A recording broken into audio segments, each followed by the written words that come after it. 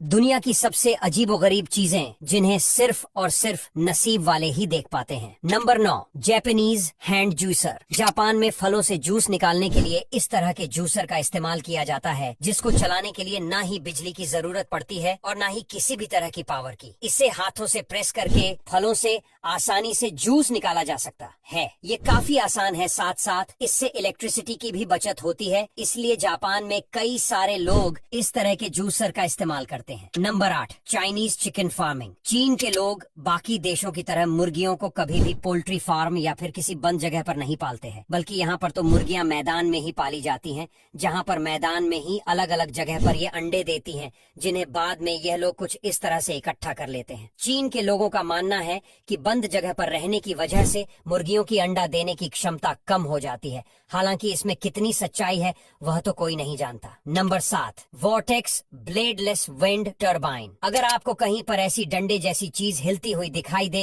तो समझ जाना बिजली बनाई जा रही है। पर इससे बिजली कैसे बनाई जाती है, चलिए जानते हैं। दरअसल आपने घूमने वाली टर्बाइन तो देखी होगी, लेकिन ये एक खास तरह की टर्बाइन होती है जिसे वॉर्टेक्स ब्लेडलेस विंड टर्बाइन कहा जाता है। और इसे कुछ इस तरह से डिजाइन किया गया है कि मैदानी इलाकों में जहाँ पर हवा चलती रहती है इसे वहाँ पर लगा दिया जाता है, जिसके बाद हवा चलने पर इसमें वाइब्रेशन क्रिएट होता है और इसमें ऐसा मैकेनिज्म लगा है जो उस वाइब्रेशन से बिजली को बना देता है। Number 6, grab the pulse game. आजकल चीन और दुनिया भर के मॉल्स में कस्टमर्स को लुभाने के लिए इस तरह की तकनीक का इस्तेमाल किया जा रहा है जिसमें इस गेम को बनाया गया है। इस गेम में लोगों को रस्सी से बांधकर एक पुल में गिराया जाता है जहाँ पर ढेर सारी खाने पीने के सामान पड़ी हुई होती है और वो चाहे अपने हिसाब से जितनी ज्यादा चीजों को पकड़ सकते हैं, जिसके बाद उठा लिया जाता है और जितनी सामान उसने उठाई होती है वह सब उसकी होती है। अगर कोई चालाकी से खेलेगा तो काफी ज्यादा सामान उठा लेगा, लेकिन पहली बार इस गेम को खेलने वाले लोग कम सामान उठा पाते हैं और आजकल तो ये गेम हमारे भारत के लुलु मॉल में भी खेला जाता है। नंबर 5, मोची मेकिंग। यह एक ऐसी मिठाई होती है जिसे खाने के लिए नहीं बल्कि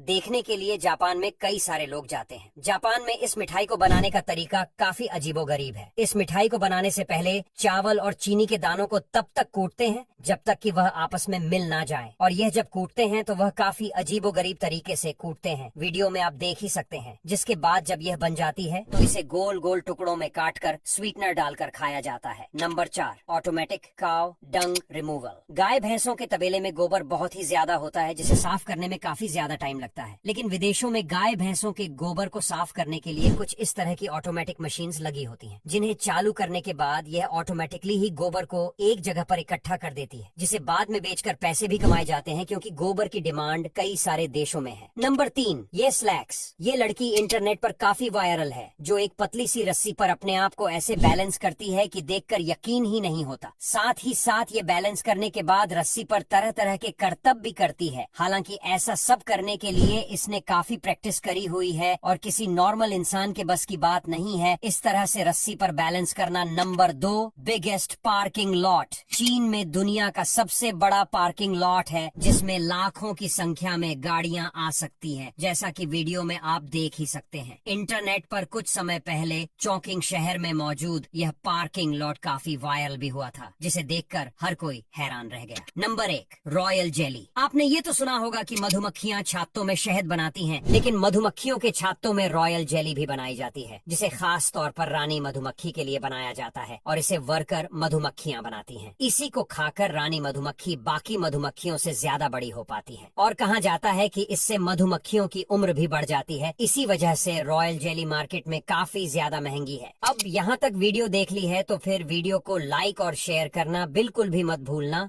धन्यवाद।